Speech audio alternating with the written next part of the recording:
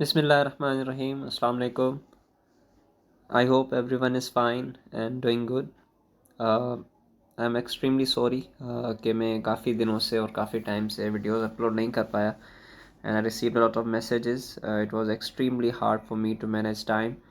और आज भी मैंने बड़ी कोशिश के बाद जो है वो टाइम निकाला है एंड आई एम होपफुल कि मैं ये एग्ज़ाम्स तक आपकी जो पूरी बुक है इसको कवर कर लूँगा. तो इससे पहले हमने 4 चैप्टर्स जो हैं वो कंप्लीट कर लिए हैं और this is the 5th chapter. तो आज इसको स्टार्ट करते हैं.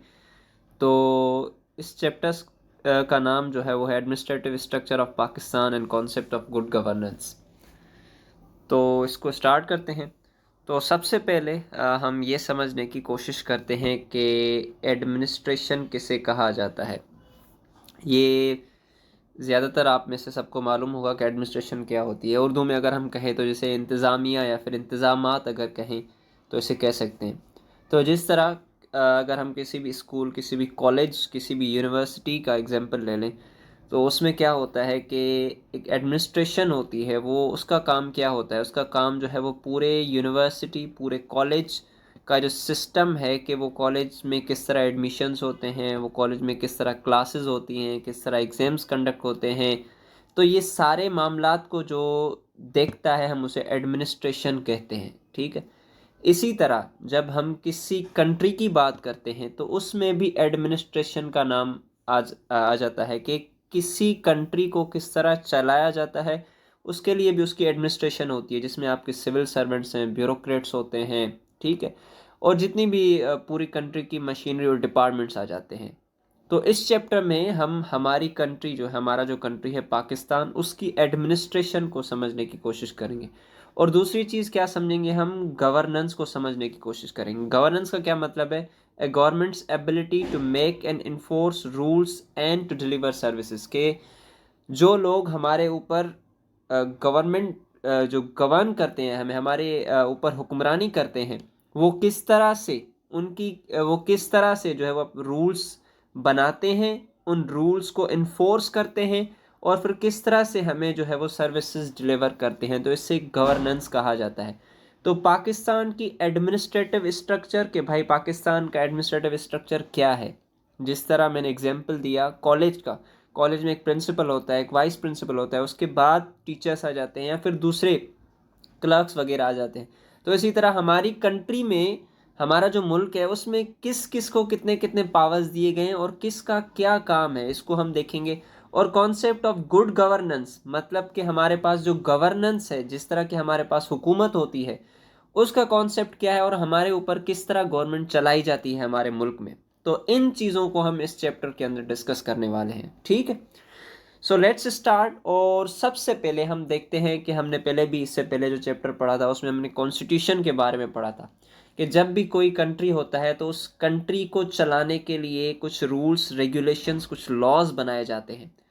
तो सबसे जो इम्पोर्टेंट लॉ, जिसे हम supreme law of the land कहते हैं, किसी भी कंट्री का सबसे इम्पोर्टेंट लॉ होता है, वो होता है कॉन्स्टिट्यूशन. ठीक है. तो इसी तरह हमारे मुल्क पाकिस्तान का भी एक कॉन्स्टिट्यूशन है जो 1973 में बनाया गया था. उसकी वजह से हम इसे 1973 कॉन्स्टिट्यूशन कहते हैं. तो उस कॉन्स्टिट्यूशन के अंदर ये चीज़ें डिफ़ाइन की गई हैं कि पाकिस्तान का एडमिनिस्ट्रेटिव स्ट्रक्चर क्या होगा, पाकिस्तान किस तरह का मुल्क होगा, पाकिस्तान में किसके पास क्या क्या पावर्स होंगे.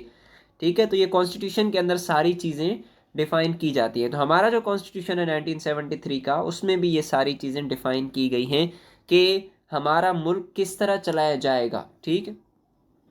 तो इसमें पाकिस्तान हैज़ बीन डिक्लेयर्ड, जो इम्पोर्टेंट चीज़ें, Pakistan has been declared a republic. Pakistan को एक रिपब्लिक डिक्लेयर किया गया. अब रिपब्लिक क्या है, रिपब्लिक को अगर हम उर्दू में कहें तो जमहूरियत.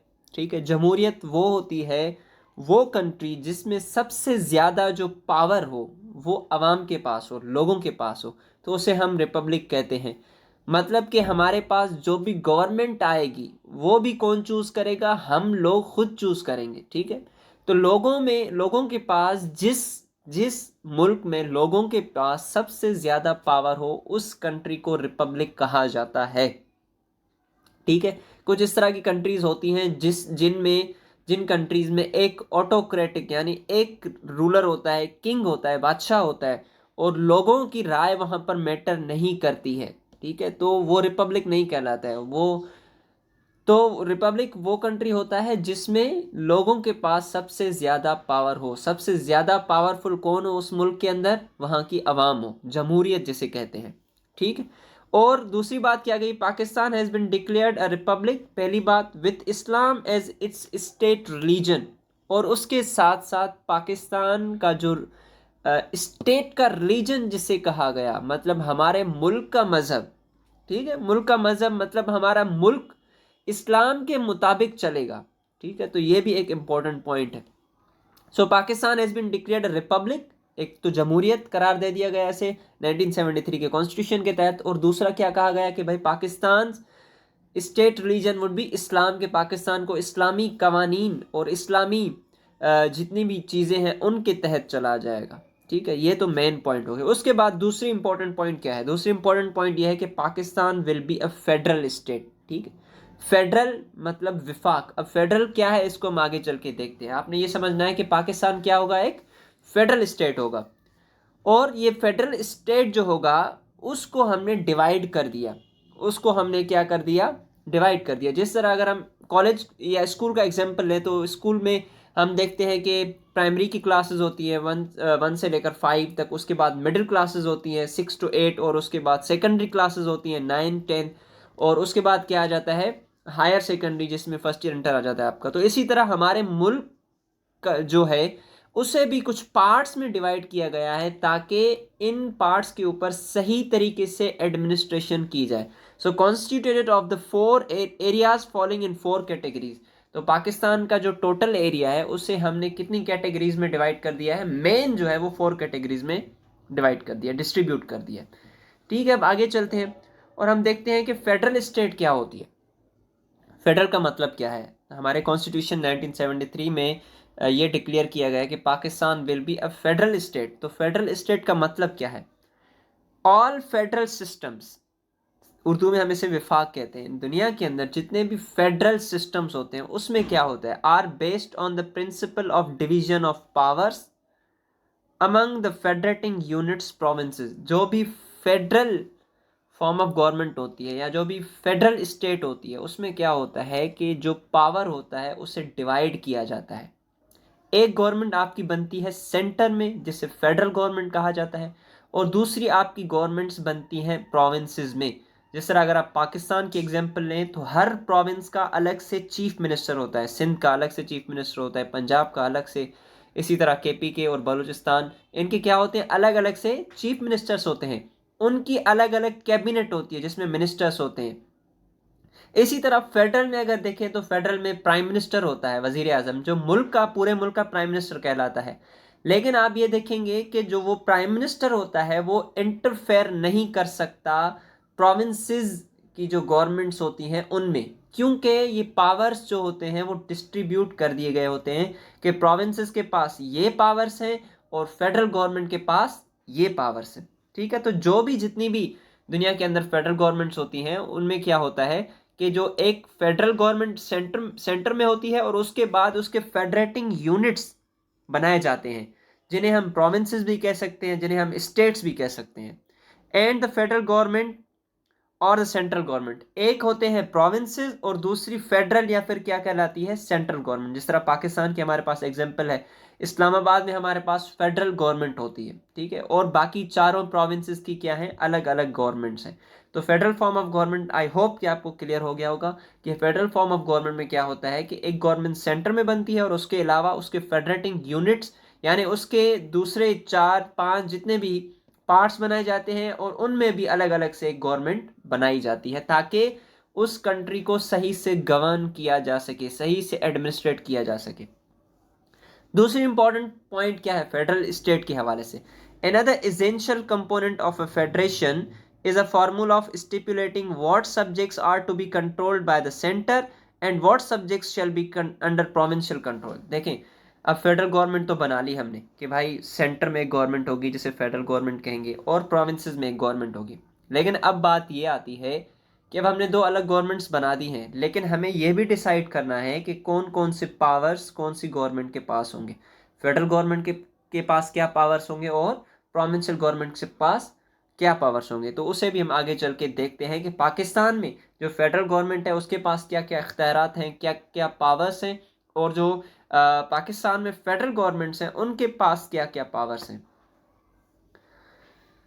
तो पाकिस्तान का जो कॉन्स्टिट्यूशन है, जिस तरह हमने पहले डिस्कस किया, कि उसको हमने क्या कर दिया है, उसके जो रीजन पाकिस्तान का पूरा एरिया है उसे हमने 4 कैटेगरीज में डिवाइड कर दिया है। ठीक है, आपकी बुक के अकॉर्डिंग ये मैं पढ़ा रहा हूँ कि उसे हमने क्या कर दिया है, 4 कैटेगरीज में डिवाइड कर दिया है। The constitution says that the Islamic Republic of Pakistan will be a federal state. Federal state मैंने आपको बता दिया कि क्या होगी, यानी एक सेंटर में गवर्नमेंट होगी और उसके बाकी क्या होंगे, प्रोविंसेस होंगे। अब उसको हमने जो है स्टेट तो होगी, उसको हमने अब क्या किया है, कुछ एरियाज में डिवाइड किया। वो एरियाज क्या है, वो 4 कैटेगरीज में आ जाते हैं एरियाज। पहला क्या है, 4 प्रोविंसेस, जिसमें आपका पंजाब आ गया, सिंध, केपी के एंड बलोचिस्तान। ठीक है। दूसरा क्या है, federal capital Islamabad and adjoining areas. ठीक है, कितनी कैटेगरीज में डिवाइड किए, 4। पहली कैटेगरी में हमारे पास 4 प्रोविंसेस आ गए, सिंध, पंजाब, केपी एंड बलोचिस्तान। दूसरी कैटेगरी में हमारे पास फेडरल कैपिटल आ जाता है और उसके एडजॉइनिंग जो आसपास वाले एरियाज आ जाते हैं। तीसरी कैटेगरी में क्या है, तीसरी कैटेगरी में हमारे पास आ जाते हैं ट्राइबल एरियाज। ट्राइबल मतलब कबायली, कबायली इलाके। एडजॉइनिंग द केपी के एंड बलोचिस्तान, जो बलोचिस्तान और केपी के का हिस्सा है। ठीक है। और चौथी कैटेगरी में हमारे पास आ जाते हैं फेडरली एडमिनिस्ट्रेटेड ट्राइबल एजेंसी, जिन्हें कहा जाता है फाटा, एंड द नॉर्दर्न एरियाज। देखिए, अब जो ये 4th पॉइंट है ना, अब ये एग्जिस्ट नहीं करती है, क्योंकि जब भी कोई कॉन्स्टिट्यूशन बनाया जाता है, हमारा मुल्क किस कॉन्स्टिट्यूशन के तहत चलता है, 1973। तो जब भी कोई कॉन्स्टिट्यूशन बनाया जाता है, तो वो कॉन्स्टिट्यूशन जब बन जाता है, तो अगर हमें उस कॉन्स्टिट्यूशन में कोई चेंज लानी है, तो हम क्या करते हैं, अमेंडमेंट्स लाते हैं कॉन्स्टिट्यूशन के अंदर, आइन में तरामीम करते हैं। तो उन तरामीम जो पाकिस्तान के कॉन्स्टिट्यूशन में की गई हैं, उनके तहत अब ये जो फेडरली एडमिनिस्ट्रेटेड ट्राइबल एरियाज, ये केपी के का हिस्सा बन गए हैं, और ये नॉर्दर्न एरियाज अलग से एरियाज बन गए हैं, जो खुद के जो है ऑटोनोमस बॉडीज़ हैं, उनका खुद का चीफ मिनिस्टर होता है, अब वो अलग से। तो ये जो 4th पॉइंट है अभी एग्जिस्ट नहीं करती, लेकिन क्योंकि आपके बुक में दी हुई है 4 कैटेगरीज में डिवाइड किया गया पाकिस्तान को, तो इसलिए मैंने समझा कि मैं आपको ये एक्सप्लेन कर दूं। तो पाकिस्तान का जो कॉन्स्टिट्यूशन है वो क्या करता है, कहता है कि भाई पाकिस्तान एक इस्लामिक रिपब्लिक है, और हमने पाकिस्तान को जो है वो 4 जो है कैटेगरीज में डिवाइड कर दिया है। एक 4 प्रोविंसेस आ जाते हैं, फेडरल कैपिटल आ जाता है जिसमें इस्लामाबाद और एडजॉइनिंग के एरियाज आ जाते हैं, करीब वाले एरियाज, और उसके अलावा ट्राइबल एरियाज, कबायली इलाके जिन्हें हम कहा जाते हैं, वो बलूचिस्तान में भी हैं और केपी के में भी हैं। अब ये जो 4th पॉइंट है ये अब एग्जिस्ट नहीं करती है, लेकिन बुक में दी हुई है, इस वजह से मैंने एक्सप्लेन कर दिया आपको। उसके बाद आ जाते हैं कि हमने देखा कि फेडरल फेडरल गवर्नमेंट, ठीक है, और उसके अलावा कौन सी गवर्नमेंट्स हैं, प्रोविंशियल गवर्नमेंट्स, क्योंकि हमारी कंट्री फेडरल कंट्री है, फेडरल फॉर्म ऑफ गवर्नमेंट है हमारे पास। तो अब हम देखते हैं कि फेडरल गवर्नमेंट के पास क्या क्या पावर्स हैं और जो प्रोविंशियल गवर्नमेंट्स हैं उनके पास क्या क्या पावर्स हैं। Under the 1973 constitution of Pakistan, division of powers between the provinces and the centre has been made on the basis of 2 list. भाई हमने 2 लिस्ट बना दिए, 2 लिस्ट बना दिए जिसमें हमने पावर्स मेंशन कर दिए हैं कि भाई इस लिस्ट के अंदर ये जो पावर्स दिए गए हैं ये किसके हैं, ये फेडरल लिस्ट जो कहलाती है वो फेडरल गवर्नमेंट के पावर्स हैं, और जो दूसरी लिस्ट है उसमें जो ये पावर्स दिए हैं ये प्रोविंसेस के पावर्स हैं या फेडरल के पावर्स हैं। ठीक है, अब देखते हैं federal list. This list contains the subjects on which only the federal parliament can legislate. अब देखें, ये जो फेडरल लिस्ट दी गई है उसमें क्या है, वो सब्जेक्ट्स, वो डिपार्टमेंट्स, वो फील्ड्स दी गई हैं जिनके ऊपर जो ऑर्डर्स इम्प्लीमेंट होंगे या फिर जो लॉज बनाए जाएंगे वो विफाकी हुकूमत बनाएगी, और विफाकी पार्लियामेंट, जैसे आप नेशनल असेंबली सेनेट कहते हैं, वो भी हम आगे चल कर डिस्कस करेंगे। मतलब कि उसके ऊपर किसका जो है वो लॉज इन्फोर्स किए जाएंगे, वो फेडरल गवर्नमेंट, जिसमें आपका प्राइम मिनिस्टर आ जाता है, जिसमें आपके दूसरे फेडरल वफाकी काबीना बनती है, उसके मिनिस्टर्स आ जाते हैं, वो उनके ऊपर पावरफुल होंगे और वो उसके ऊपर जो है अपने कवानीन इन्फोर्स करवाएंगे। दूसरी लिस्ट कॉन्करेंट लिस्ट, ठीक है, ये मैं आपके बुक के हिसाब से बता रहा हूँ। कॉन्करेंट लिस्ट में क्या है, नेशनल पार्लियामेंट और प्रोविंशियल असेंबलीज। ठीक है, जिस तरह सूबाई हुकूमत है और सूबाई असेंबलीज हैं, और वफाकी हुकूमत और वफाकी असेंबलीज हैं, इन दोनों के ऊपर इख्तियार होगा कि वो कॉन्करेंट लिस्ट के ऊपर जितने भी सब्जेक्ट्स इसमें आ जाते हैं उनके ऊपर, उन उन मैटर्स के ऊपर उनकी जो है वो डिसीजंस चलेंगे। अब देखें, दोबारा मैं इसको थोड़ा रिपीट कर देता हूँ। देखें, फेडरल, हमने 1973 कॉन्स्टिट्यूशन में कैटेगरीज बनाई कि भाई ये एरियाज हैं, पाकिस्तान एक फेडरल गवर्नमेंट होगी। फेडरल गवर्नमेंट में क्या होता है, एक सेंट्रल गवर्नमेंट होती है और दूसरी प्रोविंशियल गवर्नमेंट्स होती हैं। अब फेडरल गवर्नमेंट में और हमने ये डिसाइड कर दिया कि भाई ये जो पावर्स हैं, हमने लिस्ट बना दी। पाकिस्तान के कॉन्स्टिट्यूशन में कितनी लिस्ट हैं, 2 लिस्ट बना दी, और उन 2 लिस्ट में हमने क्या कर दिया, पावर्स को डिवाइड कर दिया। फॉर इंस्टेंस हमने कहा कि भाई जो एजुकेशन है ये किसके अंडर आता है, ये फेडरल के अंडर आता है। मैं एग्जांपल दे रहा हूँ, ये हेल्थ है, अब हेल्थ के ऊपर किसकी जो है वो रूल्स चलेंगे, कौन डिसीजंस लेगा, फेडरल लेगी। ठीक है, मैं मिसाल दे रहा हूँ। और जो पुलिस है उसमें प्रोविंसेस जो हैं वो पावरफुल हैं, पुलिस को कौन चलाएंगे, प्रोविंशियल गवर्नमेंट, चीफ मिनिस्टर जो है, वजीर आला। और जो एजुकेशन और हेल्थ को उसको कौन चलाएगा, वजीर आजम चलाएगा। ठीक है, तो इस तरह से हमने 2 लिस्ट बना दी। एक लिस्ट को कहते हैं फेडरल लिस्ट। फेडरल लिस्ट में वो डिपार्टमेंट्स, वो मैटर्स, वो मसाइल दिए गए हैं जिनके ऊपर किसकी हुकूमत चलेगी, फेडरल पार्लियामेंट की हुकूमत चलेगी। विफाकी काबीना, विफाकी नेशनल असेंबली हो गया, सेनेट हो गया, इनका जो है वो पावर उसके ऊपर चलेगा।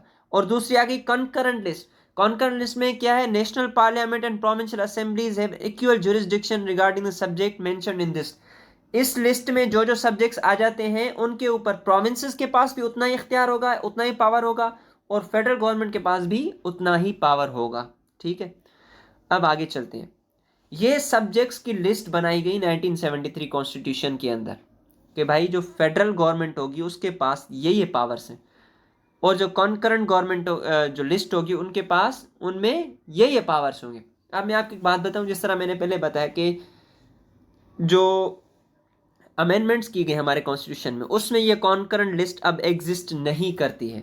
ठीक है, अब ये जो सारे पावर्स हैं ये प्रोविंसेस के पास हैं। ठीक है, 18th अमेंडमेंट हमारे कॉन्स्टिट्यूशन में लाई गई थी 2010 में। उसके बाद ये जो कॉन्करेंट लिस्ट है ये ख़त्म हो चुकी है, लेकिन क्योंकि आपके बुक में मेंशन्ड है इसलिए मैं आपको बता रहा हूँ, और आपने अपने बुक के हिसाब से ही चलना है। तो कॉन्करेंट लिस्ट वो लिस्ट है जिसमें क्या है, फेडरल गवर्नमेंट और प्रोविंसेस के पास इक्वल पावर्स हैं। और फेडरल लिस्ट वो लिस्ट है जिसमें सिर्फ फेडरल गवर्नमेंट के पास पावर है। ठीक है, अब देखते हैं इसमें क्या क्या पावर्स फेडरल गवर्नमेंट को दिए गए और क्या क्या पावर्स जो है वो प्रोविंसेस और फेडरल दोनों को दिए गए। तो आर्म्ड फोर्सेस, हमारी जितनी आर्मी है, मिलिट्री, नेवी, एयरफोर्स, तो आर्म्ड फोर्सेस के जितने भी डिसीजंस होंगे, पुलिस की बात नहीं कर रहा हूँ मैं, I am talking about armed forces, जिसमें मिलिट्री, नेवी, एयरफोर्स, ठीक है, इनके ऊपर जितने भी डिसीजंस होंगे वो कौन लेगा, फेडरल गवर्नमेंट लेगी। कोई भी चीफ मिनिस्टर किसी भी प्रोविंस का ये नहीं कह सकता कि मैं अपने डिसीजन दूंगा इसके ऊपर। किसके पास पावर है, फेडरल गवर्नमेंट के पास पावर है। बैंकिंग के जितने भी मसाइल होंगे वो कौन देखेगा, फेडरल गवर्नमेंट देखेगी। करेंसी, पैसे कितने बनाने हैं, किस तरह से बनाने हैं, और उनकी वैल्यू वगैरह हर चीज़ जो है उसको कौन देखेगा, फेडरल गवर्नमेंट देखेगी। फॉरेन एक्सचेंज, दूसरे कंट्री के साथ ट्रेड करना है, किस तरह करना है, किस तरह एक्सचेंज करनी है करेंसी को, वो कौन देखेगा, फेडरल गवर्नमेंट देखेगी। सिटीजनशिप, वीज़ा, कोई फॉरेनर हमारी कंट्री की वीज़ा लगवाना चाह रहा है, हमें अगर नेशनल आइडेंटिटी कार्ड बनवाना है, CNIC, तो वो किसके पास इख्तियार है, वो फेडरल गवर्नमेंट के पास पावर है। फॉरेन अफेयर्स मतलब दूसरे कंट्रीज के साथ हम किस तरह के रिलेशनशिप्स रखने हैं, किसके साथ दोस्ती करनी है, किसके साथ हमें ट्रेड करना है, वो सब कौन डिसाइड करेगा, फेडरल गवर्नमेंट। कम्युनिकेशंस में आपके पास क्या क्या क्या चीज़ें आ जाती हैं, जिस तरह ट्रांसपोर्ट हो गया, आपके हाईवेज हो गए, मोटरवेज हो गए। ठीक है, उसके अलावा आपकी जो कम्युनिकेशन के जितने भी जरिए हैं, जिस तरह आपका सोशल मीडिया होगा, टेलीविज़न हो गया, मीडिया हो गया, इसके ऊपर किसका कंट्रोल है, इसके ऊपर फेडरल गवर्नमेंट का कंट्रोल है। तो ये सब्जेक्ट्स किसके पास हैं, फेडरल गवर्नमेंट के पास है। और ये जो सब्जेक्ट्स हैं कॉन्करेंट लिस्ट में, ये आपके बुक में पुरानी बात लिखी हुई है, तो उस कॉन्करेंट लिस्ट के तहत ये जो सब्जेक्ट्स हैं इनमें फेडरल और प्रोविंसेस दोनों के क्या हैं, इक्वल पावर्स हैं। लेकिन अब ये कॉन्करेंट लिस्ट एग्जिस्ट नहीं करती है। अब ये प्रोविंशियल सब्जेक्ट्स हैं, यानी प्रोविंसेस के पास इनके पावर्स हैं। हेल्थ हो गया, एजुकेशन हो गया, सिविल लॉ, इरिगेशन, ज़कात, टूरिज्म, प्लानिंग। मतलब भाई हेल्थ हेल्थ के जितने भी डिसीजंस होंगे वो कौन लेंगे?